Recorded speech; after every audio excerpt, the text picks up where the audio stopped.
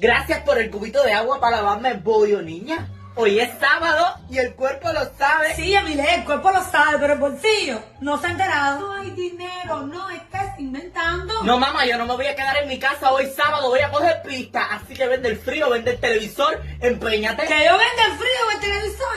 No, mami, tú te volviste loca. Para después tener que calentar leche con carbón. Mamá, vende algo de tu casa. Con gente como tú no se puede, pero tranquila, que yo voy a ver qué vendo en mi casa. Ahora ni pienses que te voy a comprar ni una cerveza. Vas a tener que inventar. Mami, tú estás mal, yo no tengo que inventar nada. Yo tengo un marido que me mantiene y me lo da todo. Busca a tu marido. Mamá, Me que voy. me da de mi casa, mami, Sí. venga. Bueno, me estés votando. Se vende este frío marca Haier. Coge corriente 210, 220, 230, 240. La que tú le quieras poner, él te la coge. Ya.